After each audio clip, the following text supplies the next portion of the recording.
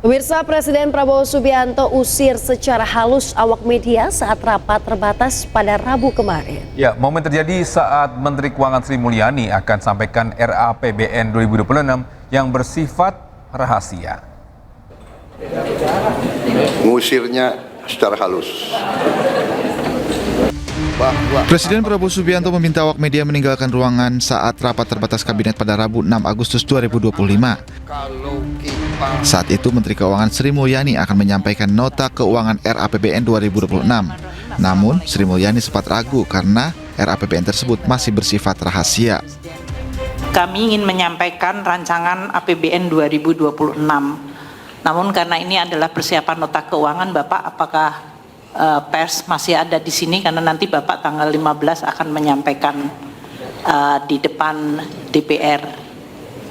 Baik, terima kasih. Sahabat pers, sudah disiapkan makan dan minuman yang baik.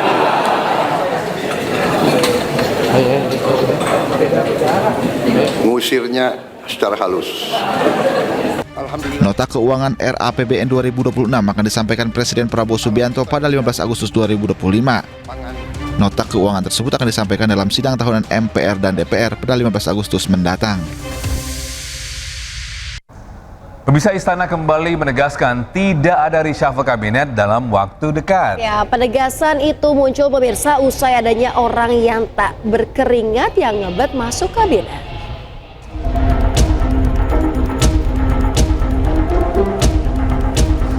Pujian Presiden Prabowo Subianto terhadap Menteri di Kabinet Merah Putih dalam ratas yang digelar 6 Agustus seakan mengakhiri spekulasi soal adanya reshuffle kabinet.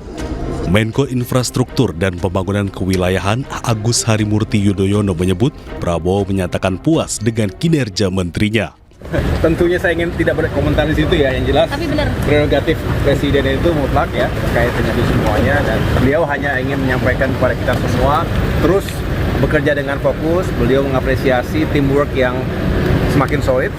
10 bulan pertama pemerintahan di Kabinet Merah Putih ini tentu dengan segala dinamika dan juga segala tantangan yang dihadapi, tetapi beliau menyampaikan sejauh ini kita di track yang benar dan ada progresnya real.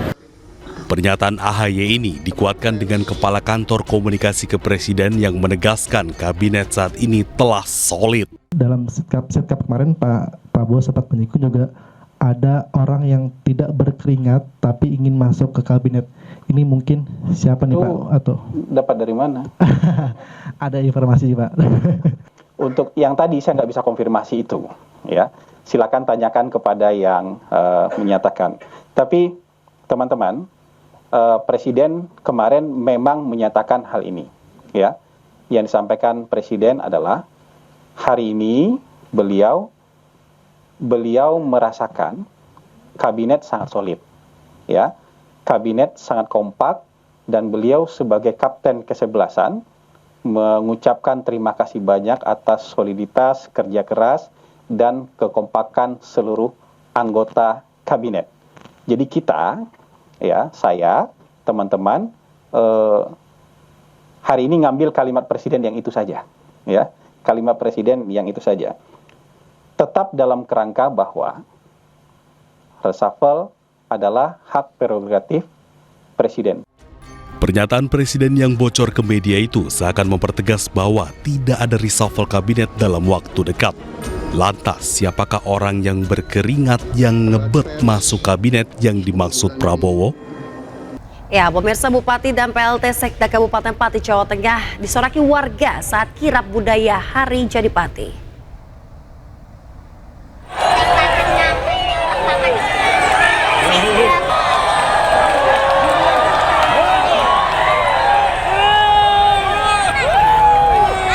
Ya, dalam kirap, Bupati dan sang istri disoraki warga saat melintas dengan menggunakan kereta kuda dan pakaian adat Jawa. Masa yang menyemut di sekitaran alun-alun Pati ini tak hanya menyoraki Bupati dan istri, namun juga tertuju kepada PLT Sekda Pati Riyoso. Bupati Pati kian viral lantaran dinilai memberatkan masyarakat dengan kenaikan pajak bumi dan bangunan perkotaan dan pedesaan sebesar 250%.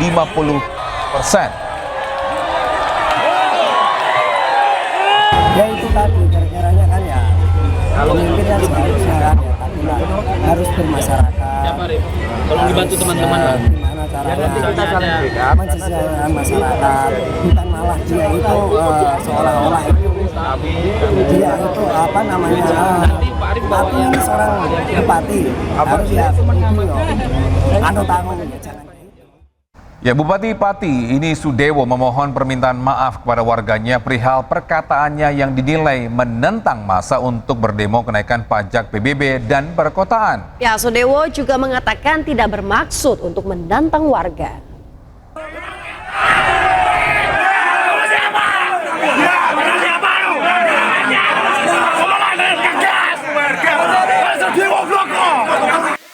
Bupati Pati Sudewo meminta maaf terkait ucapannya yang terkesan menantang masa untuk berdatangan berdemonstrasi menolak kebijakan kenaikan pajak bumi dan bangunan hingga 250%.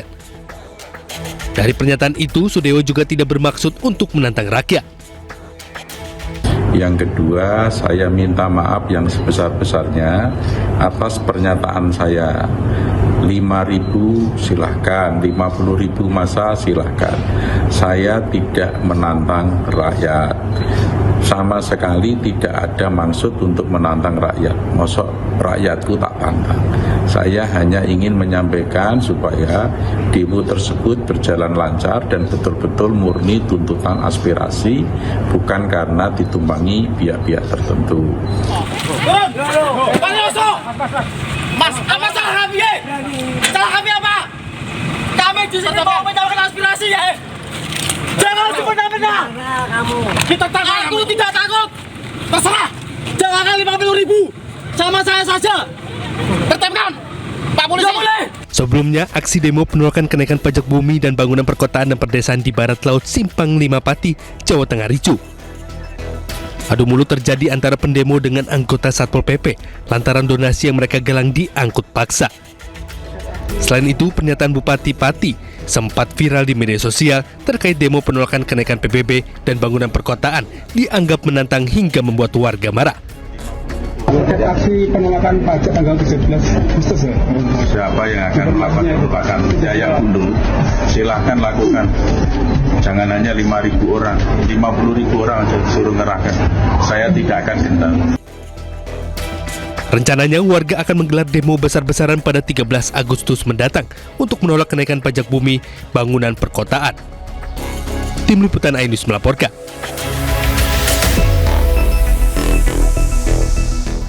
Pemirsa, Gubernur Jawa Tengah Ahmad Lutfi meminta Bupati Pati Sudewo segera mengevaluasi kebijakan kenaikan pajak 250%. Ya, Ahmad Lutfi menilai lonjakan pajak membebani masyarakat terutama petani dan warga pedesaan.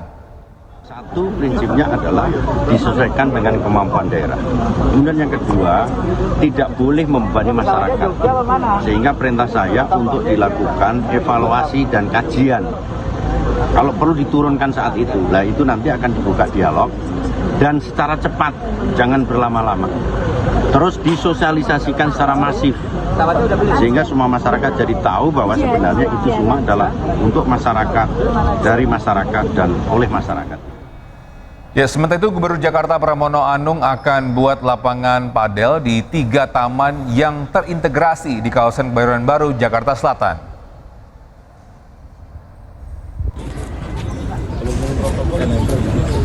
Kabar baik bagi warga Jakarta pemirsa yang bisa berolahraga padel secara gratis. Pramono Anung akan membuat lapangan padel yang bisa diakses secara cuma-cuma oleh warga Jakarta. Pramono pun menyempatkan diri untuk mengecek lokasi yang nantinya akan menjadi lapangan padel. Meski gratis, namun Gubernur Jakarta tetap mengenakan pajak untuk olahraga padel. Lantaran pajak olahraga sudah tercantum dalam undang-undang. Dan disitulah kemudian kita berikan kesempatan orang untuk berolahraga. Kita buatkan, kebetulan banyak orang kita buatkan lapangan padel. Ya kalau sekarang ini di mana-mana kan mahal sekali. Saya tadi bilang sama Pak Wali, saya bilang sama Kepala Dinas Pertamanan, Untuk taman di sini yang mau main padel gratis, tapi alatnya bawa sendiri. Alatnya bawa sendiri gratis. Supaya apa? Semua orang mempunyai kesempatan untuk berolahraga. Ini kan olahraga yang lagi top banget, Gus, dan mahal banget. Padahal semua olahraga kan dikenakan pajak. Ketika dikenakan pajak, ribut banget. Tapi ya nggak apa-apa, saya namanya gubernur diributin ya tetap aja jalan.